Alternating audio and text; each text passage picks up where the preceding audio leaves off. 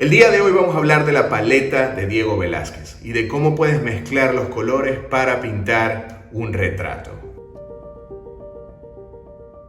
Por mucho tiempo, durante mi proceso de estudio, me obsesioné con la técnica de Velázquez. Principalmente porque Velázquez ha sido quizás el artista que más me ha enseñado desde el punto de vista técnico. La carrera de Velázquez, las obras que realizó tuvieron un impacto muy fuerte en mi proceso de estudiante cuando estaba estudiando en Italia. Y de alguna manera me ha ayudado y me ha acompañado a lo largo de mi carrera profesional. Es un artista al que recurro constantemente cuando necesito consultar ideas, consultar planteamientos estéticos o técnicos. Y hoy quiero llevarte un poco lo que fue su paleta según las investigaciones que conseguí en el libro de la técnica del genio de Jonathan Brown y Carmen Garrido. Por mucho tiempo he estado investigando sobre su vida y sobre su técnica y he conseguido algunos libros, pero definitivamente el mejor de todos es este, La técnica del genio, The Technique of Genius, de Jonathan Brown y Carmen Garrido. Es el libro en el que más me he apoyado al momento de estudiar su técnica, de estudiar sus procesos y de entender cómo pudo haber sido su acercamiento desde el punto de vista químico, qué materiales utilizó, qué colores utilizó. Y es el libro que vamos a utilizar para explicar el día de hoy los colores que tiene en su paleta. Lo primero que vamos a hacer es que vamos a estudiar cuáles fueron los pigmentos que están citados en este libro que Velázquez utilizó en sus mezclas.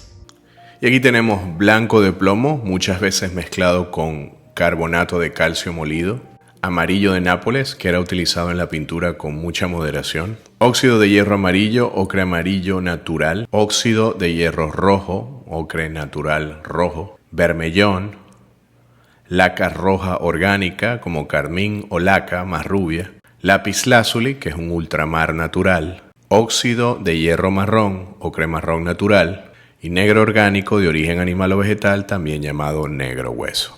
Para empezar a estudiar la paleta, lo primero que voy a hacer es mezclar la calcita, el carbonato de calcio, que es un componente que Velázquez le aplica a la mayoría de sus colores para obtener una fluidez que le permite crear transparencia, pinceladas largas que son muy características en su trabajo. Y es lo que vamos a tratar de trabajar el día de hoy, mezclando la calcita, que esta que conseguí lamentablemente no es de la mejor calidad porque es muy arenosa y a pesar de que intenté triturarla un poco más, sigue sintiéndose al pincel muy arenosa. Para la paleta de Velázquez voy a utilizar los colores que tengo a mi disposición, que son los siguientes. Blanco de plomo, amarillo ocre, rojo bermellón, rojo de Venecia, laca de carmín, tierra de sombra natural, azul ultramar y negro. Antes de comenzar voy a mezclar mi blanco de plomo con la calcita para lograr la consistencia del blanco que estoy buscando en este momento, que sea bastante fluido, bastante transparente para la primera capa de la pintura. Siempre te recomiendo dejar el rastro de cada uno de los colores. Así cuando vayas a ajustar alguna de tus mezclas es más fácil comenzar por la parte más baja y no saturar el pigmento de color. Una de las prácticas de Velázquez era mezclar dos tipos de negro. Un negro cálido que mezclaba con un poco de rojo, un negro frío que mezclaba con un poco de azul para crear distintas temperaturas. Con estos negros que después iba a transformar en algunos grises, iba a matizar las mezclas creando tonos cálidos y tonos fríos en la piel que nos dan esa sensación de naturalidad.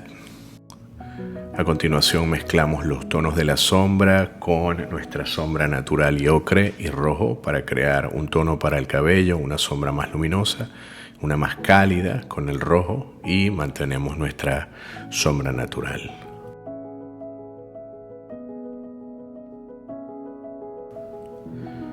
Para los medios tonos ubicamos un poco de amarillo y rojo de Venecia, quizás con un toque de bermellón. Para los tonos cálidos mezclamos en la parte baja con gris los tonos fríos para obtener distintas temperaturas y distintas tonalidades. Para eso tengo distintos grises que me van a ayudar a matizar dependiendo del tono de la piel que quiera trabajar. Y por último mezclamos las luces con blanco, ocre y vermellón para obtener nuestros tonos de la luz más luminosos. Con esta paleta puedes fácilmente iniciar cualquier retrato teniendo en cuenta de que todas tus mezclas nacen en tu paleta y no la pintura. Mientras más organizada esté tu paleta, mucho más organizada será tu pintura y mucho más efectiva al momento de la ejecución. Y sin más nada que agregar, quiero agradecerte una vez más por acompañarme el día de hoy. Espero que este video sea útil y que te sirva para el desarrollo de las pinturas que vayas a hacer, recordándote que siempre es mejor comenzar con una paleta limitada. Mientras más limitada sea la paleta, más te obligas a trabajar las mezclas que tienes a tu disposición. Puedes ver mi video sobre la paleta de Zorn y de cómo mezclar los colores de la piel con su paleta, pero mientras tanto te invito a esperar el próximo capítulo y nos vemos muy pronto.